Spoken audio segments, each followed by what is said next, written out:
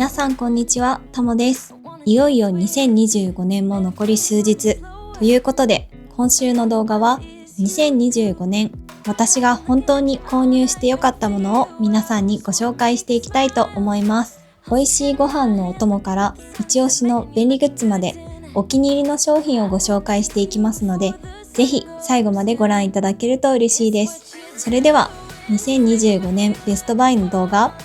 スタート。はい、まずはお気に入りの食品からご紹介していきます。最初に紹介するのはドン・キホーテの塗って焼いたらまるで焼き芋スプレッドです。こちらは過去に Vlog 内で登場している商品なんですが、その時買ったものは食べきってしまって美味しかったのでリピートで購入してきたものです。私のお気に入りの食べ方は6枚切りの食パンにこのスプレッドを塗って、その上にまばらにとろけるチーズをパラパラっと乗せてトースターでカリッと焼いて食べる方法なんですが、甘じょっぱいトーストが簡単に完成します。ポイントはチーズをまばらに少しだけ乗せるところで、そうすることでスプレッドの甘みとチーズの塩味のバランスが一口ごとに変わっていって、最後までずっと美味しいが続くトーストが食べられます。はい、一つ目にパンのお供を紹介したので、次はご飯のお供をご紹介します。久世福商店の店舗限定商品ネバネバ昆布野沢菜です。こちらは知人からおすすめされたのがきっかけで知った商品で、久世福商店といえば鮭鮭明太などの瓶詰めタイプのご飯のお供が有名なイメージだったんですが、どちらも食べてみた上で私の今のお気に入りはこのネバネバ昆布シリーズです。シリーズなので野沢菜の他にもキムチやキノコなんかも販売されていました。国産の野沢菜を丁寧に塩漬けし、北海道産の猫足昆布とカゴメ昆布を加えた浅漬けで、昆布のネバネバと生の野沢菜を使用した歯ごたえのあるシャキシャキとした食感が特徴の商品です。公式サイトにはご飯にたっぷり乗せてと書いてあるんですが、味もしっかりついているので、これをご飯にちょっと乗せるだけでお茶碗一杯は余裕で食べられちゃいます。ちなみにご飯のお供としてだけではなく、お豆腐や納豆と一緒に食べても相性抜群です。温かいご飯に乗せるだけでお手軽に食べられるので、私は朝ごはんの時にこちらをよくいただきます。店舗限定商品なので、店舗に足を運んだ際にはぜひチェックしてみてください。はい、続いてはこちら、ヤマサのおろしポン酢です。私はハンバーグのソースもおろしポン酢派だったりと、おろしポン酢が大好きなんですが、いざお家で食べたいと思った時はそのために大根を購入したりおろしたりするのは少し手間だなとずっと感じていて、そんな時に出会ったのがこちらのおろしポン酢でした。このおろしポン酢のお気に入りポイントは3つありまして、1つ目は酸味に角がなく旨味や甘みとのバランスがちょうど良いところ、2つ目は大根おろしの量が絶妙なところ、3つ目はこのサイズ感です。1つ目について専門家ではないので詳しくはわからないんですが、原材料に水飴や鰹節エキスなどが使われているようなので、他のポン酢と比べて甘みや旨みを感じやすいのかなと私は思っていて、酸味がまろやかなので日常的にとっても使いやすいです。2つ目については大根おろしの量が多すぎず少なすぎず絶妙な加減で入っているので、大根おろしの主張が強すぎずどんなお料理にもマッチしてくれます。3つ目についてはお醤油などに比べるとさすがにポン酢の使用頻度は低くなりがちなので、大容量のものを買ってしまうと賞味期限までに使い切れなかったりすると思うんですが、こちらは 200ml というこれまた絶妙なサイズ感の商品なので、美味しく食べられる期限内に使い切りやすいというのもメリットだと思います。そして小さなサイズなので食事をするときにテーブルの上に置いても邪魔になりにくい点も気に入っています。はい、続いて今ご紹介したおろしポン酢とぜひ一緒に食べてほしい商品をご紹介します。業務スーパーで購入した台湾大根餅です。こちらも以前業務スーパーの購入品紹介動画で登場している商品なんですが、これも本当に美味しくてリピート買いしている商品です。私は今年夫婦で台湾旅行をしたんですが、その旅で訪れたお店で初めて大根餅に出会って、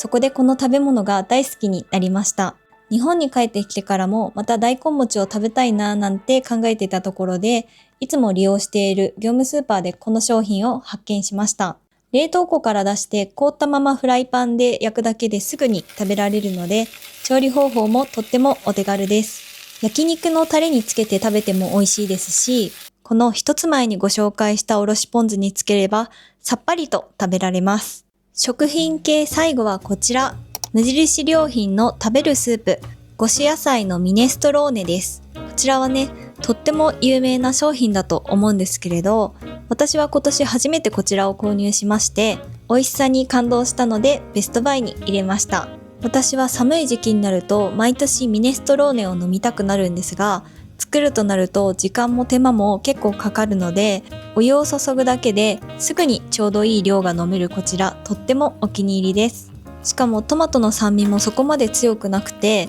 お野菜の甘みを感じる飲みやすい味わいのスープなので、朝からごくごく飲めちゃいます。ご飯やチーズをプラスしてリゾットとしてもアレンジできるので、家に常備しておきたいスープです。はい、ここからはキッチングッズや便利アイテムをご紹介していきます。まず最初はこちら、IKEA のマグ、クリアガラスです。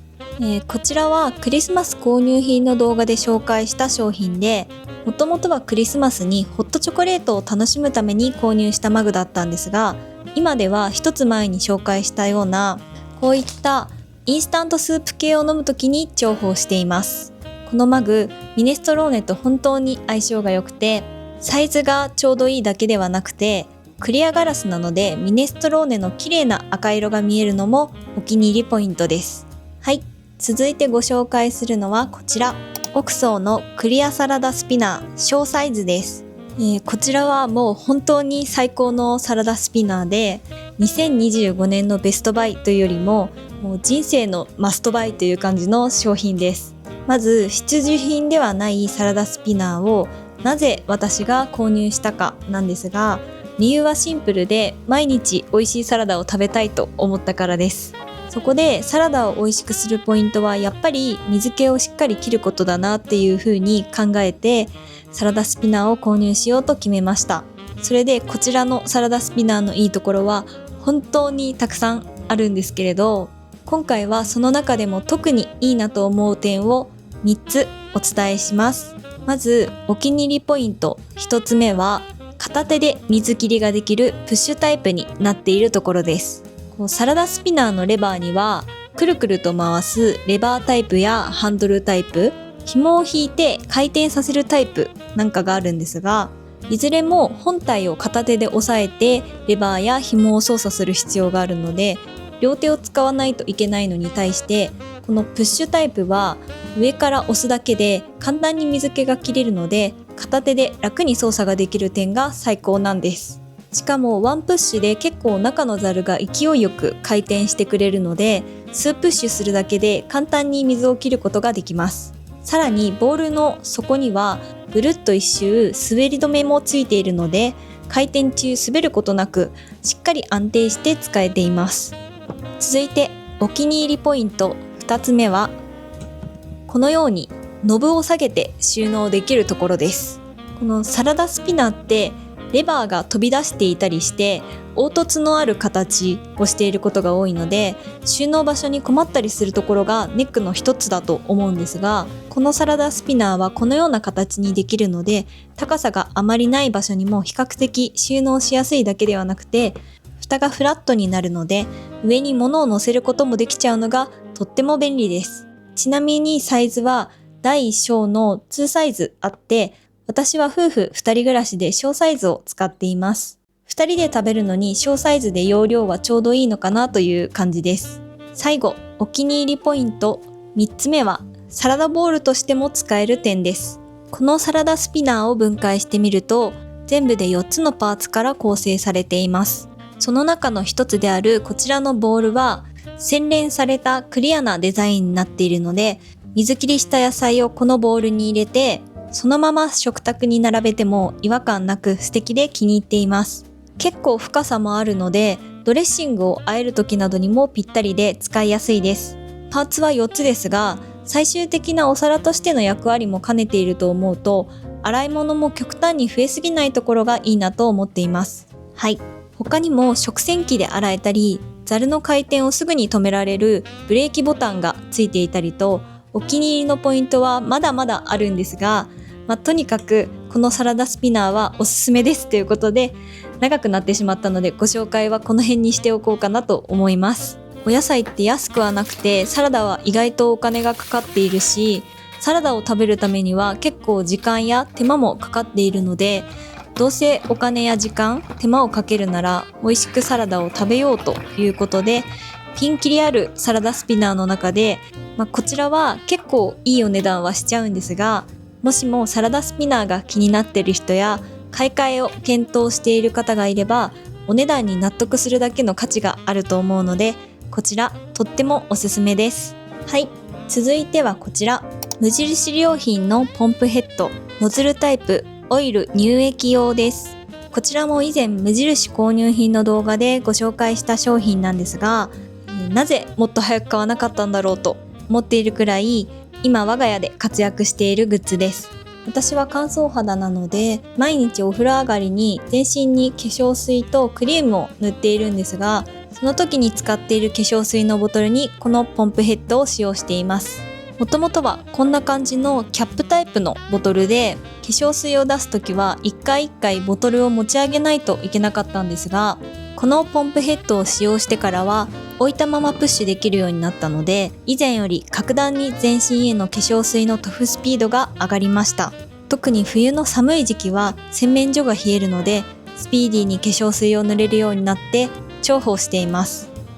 続いてはこちら、山崎実業の洗面戸棚下マグネットタンブラーです。こちらは洗面台の三面鏡などの吊り戸棚に穴を開けることなく設置ができる商品です。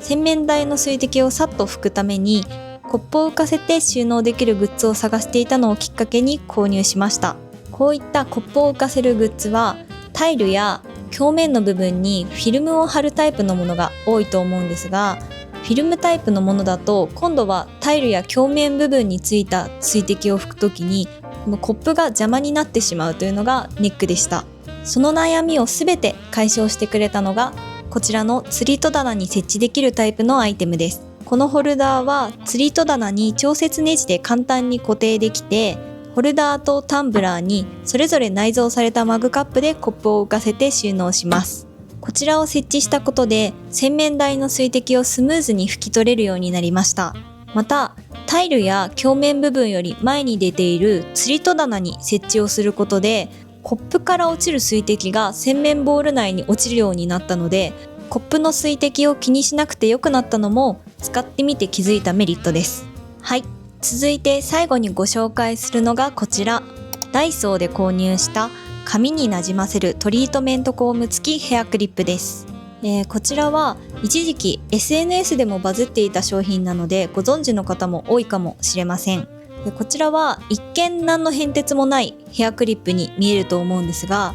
実はお風呂など水気のある場所で使うのにもってこいのヘアクリップなんです。では何が通常のヘアクリップと違うかというと、一切素材に金属が使われていないという点がこのクリップの最大の特徴です。通常はこのバネの部分が金属になっているので、水気のある場所で使うと錆が気になってしまうんですが、このクリップはバネの部分が金属ではない素材でできているので、濡れても錆びることなく使えます。しかもクリップの先がコーム状になっているので、商品名の通りトリートメントコームとしても使える優れものです。私は普段洗い終わった髪をまとめるのにこちらのヘアクリップを使っています。あとは温泉などに行く時にもこれを一つ持っていくだけで、コームとしても温泉に入る時のヘアクリップとしても使えるので、荷物を減らせてとっても便利です。そして私は毛量もそこそこある方なんですが、先端にコームがついていることで